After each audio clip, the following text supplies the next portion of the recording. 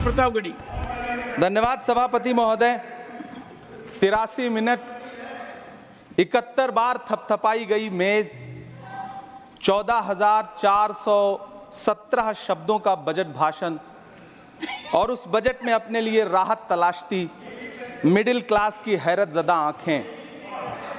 सभापति महोदय, मेरे हाथों में जो दस्तावेज है, दरअसल ये देश के किसानों, गरीबों, मजदूरों की उम्मीदों का स्मारक है।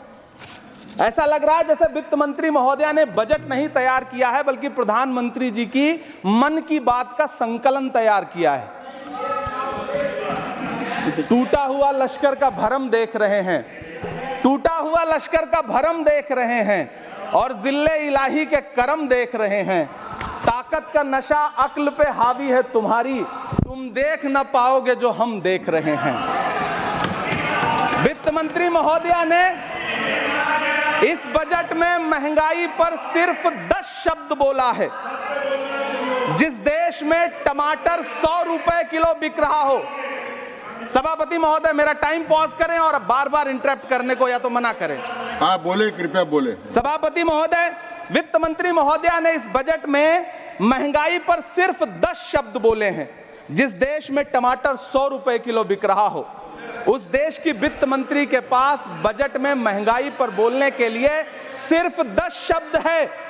डीजल, पेट्रोल, आटा, चावल, दाल, सब्जी की महंगाई का तो कोई जिक्र ही नहीं। सावन चल रहा है तो प्याज और लहसुन का दाम पूछना तो शायद पाप होगा। मैंने तो यह भी सुना है कि वित्त मंत्री जी जो चीज खुद नहीं खाती हैं, उसके दाम से उनका कोई लेना देना नहीं होता। लेकिन इस बार बजट पेश करने के लिए पार्लियामेंट आने से पहले वित्त मंत्री जी ने दही और चीनी खाई थी। अब तो उनसे यह पूछा जा ही सकता है कि उन्हें दही, दूध और चीनी का रेट तो इन दिनों पता ही होगा। क्या उसे सस्ता करवाएंगी या नहीं सस्ता करवाएंगी? अगर पता है तो कृपया सस्ता करवाइए, क्योंकि इसी चीनी ने अमेठी में एक मंत्री महोदया का राजनीतिक कैरियर कड़वा कर दिया। सभापति महोदय, अपने शीश महलों में बैठे हुए सरकार के सांसद और मंत्री कह रहे हैं कि महंगाई कम हो रही है। संसद की कैंटीन से बाहर निकल करके एक चाय का कप खरीदिए, तब समझ में आएगा कि महंगाई कम हो रही है या बढ़ रही है। किसी एक दिन अपनी किसी मजदूर की तरह अपनी दिन भर की दिहाड़ी लेकर के बाजार जाइए और अपने बच्चों के लिए राशन खरीदिए, तब पता चलेगा कि महंगाई कम हो रही है या नहीं हो रही है। यहां बैठ करके बड़ी बड़ी बातें करना आसान है। ये चूनर धानी धानी भूल जाते, ये पुरवा की रवानी भूल जाते, जो आकर 4 दिन गांव में रहते तो सारी लंतरानी भूल जाते। सभापति महोदय, इलेक्टोरल बॉन्ड खरीदने के नाम छुपाने वाली सरकार, इलेक्टोरल बॉन्ड खरीदने वालों के नाम छुपाने वाली सरकार इन दिनों आम के ठेला लगाने वालों के नाम जानना चाहती है। मुझे तो होटलों, ढाबों या आम के ठेलों पर नेम प्लेट लगवाने वालों से पूछना है कि कभी खून की बोतल पर देखा है किसी का नाम लिखा हुआ? मुझे पूछना है कि क्या कोरोना के दौरान अपनी उखड़ती हुई सांसों के लिए ऑक्सीजन तलाशने वाले किसी इंसान ने ऑक्सीजन लाने वाले किसी इंसान से पूछा था कि ऑक्सीजन लाने वाला इंसान हिंदू है या मुसलमान है? मुझे पूछना है कि लावारिश लाशों के लिए कोरोना में कांधा देने वाले, चिताओं के लिए लकड़ियां सजाने वाले किसी इंसान से पूछा गया था उसका नाम, उसका मजहब? लेकिन इन दिनों पूछा जा रहा है। सभापति महोदय, अफसोस देश के प्रधानमंत्री जी ने कभी न टूटने वाली चुप्पी ओढ़ ली है। सभापति महोदय, जनता ने 63 सीटें कम क्या कर दी? ये सरकार तो अमृतकाल का नाम लेना ही भूल गई। ये भूल गई है अमृतकाल को, ये भूल गई है मनरेगा को, ये भूल गई है मौलाना आजाद नेशनल फेलोशिप को, ये भूल गई है मणिपुर को, ये भूल गई है महाराष्ट्र को। मुझे गर्व है कि मैं राज्यसभा में महाराष्ट्र का प्रतिनिधित्व करता हूं। महाराष्ट्र जो देश की आर्थिक राजधानी है, जो टोटल कॉर्पोरेट टैक्स का 40%, इनकम टैक्स का 32% और जीएसटी का 20% इस देश को देता है, उस महाराष्ट्र के लिए इस बजट में एक शब्द नहीं है। आप बैठ जाए। सभापति महोदय, आखिर महाराष्ट्र से किस आप बात बैठिए, का आपका बदला समय लिया जा है, रहा आप है? कृपया बैठ जाइए। महाराष्ट्र बैठ ने जाइए। लोकसभा कृपया चुनाव बैठे नहीं में बोले। बाबा साहब अम्बेडकर माननीय के संविधान को बचाने के कृपया लिए बैठे नहीं वोट बोले। क्या कर दिया? प्रधानमंत्री जी तो महाराष्ट्र से बदला लेने पर उतर आए। अब तो शायद उन्हें याद भी ना हो यवतमाल का वो दाभड़ी गांव जहां 20 मार्च 2014 को वो किसानों के साथ चाय पर चर्चा करने गए थे और उनकी किस्मत बदलने के सपने दिखाए थे। उसी यवतमाल में पिछले 6 महीने में 132 किसानों ने आत्महत्या की है। सभापति महोदय, महाराष्ट्र में हर महीने 209 किसान आत्महत्या कर रहे हैं। राज्य सरकार द्वारा सौंपा गया आंकड़ा बताता है कि 1 जनवरी से 31 मई के बीच 1046 किसानों ने आत्महत्या की है। लेकिन अफसोस, इस बजट में महाराष्ट्र के किसानों के लिए कुछ भी नहीं है। किसानों से चिढ़ी हुई सरकार ने बजट में किसानों के एमएसपी की लीगल गारंटी नहीं दी। लेकिन याद रखिएगा, जो किसान का नहीं वो हिंदुस्तान का नहीं। सभापति महोदय, मुझे वित्त मंत्री जी से पूछना है कि वो जो कुछ साल पहले 100 स्मार्ट सिटी बनाने का ढोल पीटा गया था, सुना है उस ढोल में पानी भर गया है, इसीलिए आपने उसका नाम बदल करके सिटीज ऑफ ग्रोथ हब्स रख दिया है। अच्छा है, नाम बदलने का खेल खेलते रहिए। आपकी कई सरकारें तो इसी वजह से चल रही हैं। इस सरकार को पढ़े लिखे लोगों से दिक्कत है सभापति महोदय, इसीलिए इस सरकार ने यूजीसी का बजट 66% कम कर दिया है। वाह रही सरकार। सभापति महोदय, मैं वित्त मंत्री जी के संज्ञान में लाना चाहता हूं कि किशनगंज में एएमयू सेंटर के पास 224 एकड़ जमीन है। यूपीए सरकार ने सोनिया गांधी जी की अगुवाई में 136 करोड़ रुपए एएमयू किशनगंज सेंटर के लिए सेक्शन किए थे। लेकिन आपकी सरकार ने पिछले 10 साल में उस 136 करोड़ में से सिर्फ 10 करोड़ रुपया रिलीज किया है।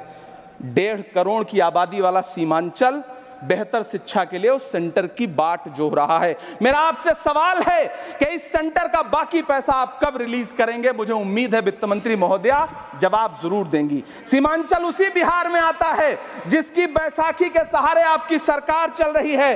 वहां के लोगों को एम्स की जरूरत है। महानंदा और कोसी से होने वाली बाढ़ की तबाही को रोकने के लिए बांध बनाइए, सीमांचल के साथ सौतेला व्यवहार बंद करिए। इकोनॉमिक कॉरिडोर बनाने से किसी राज्य का विकास नहीं होगा। विकास होगा स्वास्थ्य और शिक्षा के बुनियादी मुद्दों के लिए बजट देने पर। सभापति महोदय, एक तरफ तो इस बजट में पीएम आवास योजना के तहत 3 करोड़ अतिरिक्त मकान देने की घोषणा है और दूसरी तरफ लखनऊ के अकबर नगर में 1280 वो मकान हैं जिन्हें रिवर फ्रंट बनाने के नाम पे बुलडोजर से जमींदोज कर दिया गया। सभापति महोदय, लोग चीखते रहे, बच्चे बिलखते रहे, वसुधैव कुटुंबकम का नारा लगाने वाली सरकार इंसानों के घरौंदे उजाड़ कर जश्न मना रही है। सभापति महोदय, मेरा बहुत भावुकता के साथ देश के प्रधानमंत्री से सवाल है कि इन उजड़ते हुए मकानों और बेघर होते हुए घरों को देख करके आपको नींद कैसे आती है? आप सो कैसे पाते हैं? मेरा सवाल है इस देश के प्रधानमंत्री से, या तो लोगों के घरौंदे उजाड़ना बंद करिए या फिर करोड़ों मकान बनाने की झूठी घोषणाएं करना बंद करिए। यह बजट झूठ का पुलिंदा है। यह बजट आपके पिछले साल के बजट का कट कॉपी पेस्ट है। यह बजट हमारे चुनावी घोषणा पत्र की नकल करने की एक बेईमान कोशिश है। लेकिन कहावत है ना कि नकल के लिए भी अकल चाहिए। मेरे हाथ में एक तरफ न्याय पत्र है जो हमारा है और दूसरी तरफ अन्याय पत्र है जो आपका है। इस सरकार को आलोचना सुनने की आदत नहीं है सभापति महोदय। जब आप इनसे सवाल पूछिए तो ये शांत कहते हैं कि रहिए। आप बताइए 70 साल में आपने क्या किया है। मैं तो इस सदन में कहना चाहता हूं सभापति महोदय कि हमसे 70 साल का हिसाब मांगने वालों, जो सरकार अपना चलाया हुआ 2000 का नोट 7 साल नहीं चला सकी, वो हमसे 70 साल का हिसाब मांगती है। सभापति महोदय, मैं अंत में आपसे यह कहना चाहता हूं, यह बजट बैसाखी पर टिकी हुई सरकार का कुर्सी बचाओ बजट है। इस बजट में राज्यों के साथ, किसानों के साथ, नौजवानों के साथ, महिलाओं के साथ, देश के मिडिल क्लास के साथ अन्याय किया गया है और इस अन्याय का खामियाजा आपको महाराष्ट्र, हरियाणा और झारखंड के चुनाव में भुगतना पड़ेगा। सभापति महोदय, इस सरकार ने नोटबंदी लगाकर देश की आम जनता की पूंजी छीन ली। बैठे नहीं बोले, कृपया। टैक्स लगा करके छोटे व्यापारियों के कारोबार छीन लिए, पेपर लीक करवा करके युवाओं की आंखों से नौकरी के सपने छीन लिए, अग्निवीर लाकर देश के जवानों की उम्मीदें छीन ली, बुलडोजर लगाकर लोगों के आशियाने छीन लिए। महंगाई लाकर देश की जनता की थाली से निवाले छीन लिए और नारा लगाया कि हम तो सेवक हैं, 18-18 घंटे काम करते हैं। इन्हीं लोगों के लिए किसी ने शेर कहा है कि जो सच और झूठ में दूरी है वो दूरी समझते हैं, सियासी हाकिमों की हम भी मजबूरी समझते हैं, वो अपना हक समझते हैं निवाला छीन लेने को, डकैती को बहुत से लोग मजदूरी समझते हैं। हमें पता है कि कैसी मजदूरी की जा रही है। सभापति महोदय, मैं यहाँ खड़ा होकर के अंत में आपसे कहना चाहता हूँ कि इस बजट में तमाम राज्यों के साथ अन्याय किया गया है, इस बजट में युवाओं के साथ अन्याय किया गया है, महिलाओं के साथ अन्याय किया गया है और खास तौर से महाराष्ट्र के लिए कुछ नहीं रखा गया है। महाराष्ट्र बाढ़ से जूझ रहा है, पानी बरसने से वहां 1500 से ज्यादा लोग मारे गए हैं। उस शहर को, उस राज्य को 4000 करोड़ के पैकेज की जरूरत है ताकि जो फसलें बर्बाद हुई हैं लोगों को राहत दी जा सकी।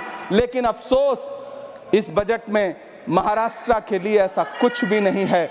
मैं आखिर में यह कहना चाहता हूं कि पिछले 7 दिन से इस बजट का बड़ा ढिंढोरा पीटा जा रहा है, इसे महान बताया जा रहा है, लेकिन कौन महान बता रहा है?